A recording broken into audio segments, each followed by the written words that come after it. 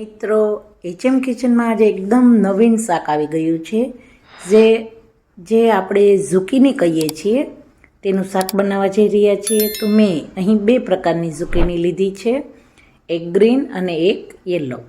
તો આ ઝુકીનીને આ રીતે તેનું ડંઠલ દૂર કરી અને તેને વચ્ચેથી કટ લગાવી અને સરસ પતલી પતલી સ્લાઇસ કરી અને આપણે તેને કટ કરી લેવાની છે। અહીં હું યલો અને ગ્રીન બંને સાથે જ યુઝ કરું છું। મિત્રો આ ઝુકીનીનું શાક એકદમ સ્વાદિષ્ટ બને છે। મેં અહીં ગ્રીન અને યલો બંનેને કટ કરી અને તૈયાર કરી લીધી છે। હવે એક પેનની અંદર આપણે 2 થી 3 ચમચી જેટલું તેલ લેશું। મિત્રો આ શાક ફક્ત 5 જ મિનિટમાં બની જાય છે અને ફટાફટ થઈ જાય છે। જેટલું ફટાફટ બને છે તેટલું જ સ્વાદમાં પણ ખૂબ જ સરસ લાગે છે। તો આ રીતે આપણે નવા શાકના સ્વાદ પણ માણવો જોઈએ। હવે મેં 1 ચમચી જીરું એડ કર્યું અને જીરું તતડી ગયું ત્યારબાદ ઝુકીનીને તેની અંદર એડ કરી દઈશું અને તેલમાં તેને સરસ આ રીતે મિક્સ કરી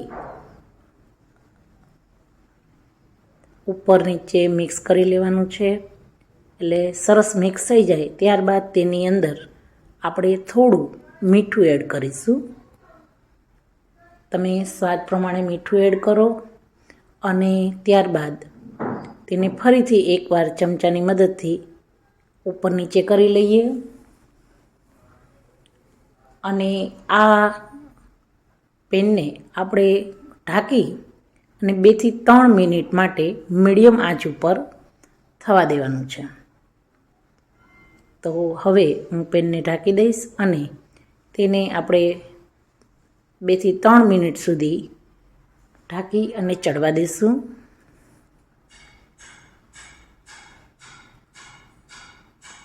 તો મિત્રો તમને એકદમ સરળતાથી અને ફટાફટ નવો ટેસ્ટ મળશે આ શાકથી।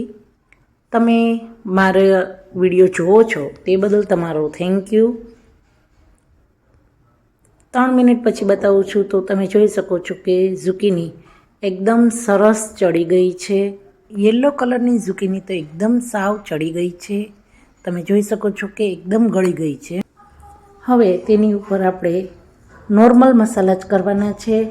તો 1 થી 2 ચમચી જેટલું લાલ મરચું લીધું છે, ધાણા જીરું પાવડર લીધું છે અને 1 થી 1.5 ચમચી જેટલા મેં તલ લીધા છે, જે આપણે સફેદ તલ લઈએ છીએ તે તલ લીધા છે અને સાથે સાથે મેં સોયા સોસ એડ કર્યો છે। મિત્રો સોયા સોસ તમારે એડ કરવો ઓપ્શનલ છે, તમે જો એડ કરવા માંગતા હોય તો જ તમે તે એડ કરી શકો છો। મેં અહીં અડધી ચમચી જેટલો એડ કર્યો છે અને ફરી તેને ચમચાની મદદથી સરસ મિક્સ કરી લેશું। હવે મિક્સ કરવામાં થોડું મિત્રો ધ્યાન રાખવાનું, કેમ કે આપણી જે ઝુકીની છે એકદમ ચડી ગઈ છે, તો તે એકદમ વધારે આપણે એને ચમચાથી ચલાવશું તો તે એકદમ મેશ થઈ જશે। તો આ રીતે ઝુકીની તૈયાર થઈ ગઈ છે। મેં થોડો ટેસ્ટ કર્યો તો મને તીખી ઓછી લાગી, તો તેથી મેં 1 ચમચી ફરીથી લાલ મરચું એડ કર્યું છે। અહીં મિત્રો તમે શેઝવાન સોસ પણ 1 ચમચી લઈ શકો છો લાલ મરચાંની જગ્યાએ, અથવા રેડ ચીલી સોસ પણ લેવો હોય તો લઈ શકો છો। મેં અત્યારે સિમ્પલ રેડ મરચું લઈને જ યુઝ કર્યું છે। તો આટલી જ વારમાં જ મારે ઝુકીનીનું શાક તૈયાર થઈ ગયું। તો મિત્રો તમે મારા આવી શાક અને બીજી રેસીપીના વિડીયો જોવા માટે મારી ચેનલને તમે લાઈક કરી આપો અને સબસ્ક્રાઈબ અચૂક કરી દો, જેથી કરીને તમને આ રીતની નવી રેસીપી ફટાફટ મળતી રહે। તેમજ બેલ આઇકન દબાવશો તો તમને મારા વિડીયોની નોટિફિકેશન પણ વારંવાર મળતી રહેશે। તો હવે તેને આપણે કોથમરીથી ગાર્નિશ કરી દઈએ। તો આટલું ઝડપી આપણું ઝુકીનીનું શાક બની ગયું છે। તો મિત્રો તમે ક્યારે બનાવો છો તેની કોમેન્ટ કરો, અને આ નવા શાકનો ટેસ્ટ તમને કેવો લાગ્યો તે પણ કોમેન્ટ કરો. ફરી નવા આઈડિયા સાથે HM કિચનમાં મળીશું. Thank you.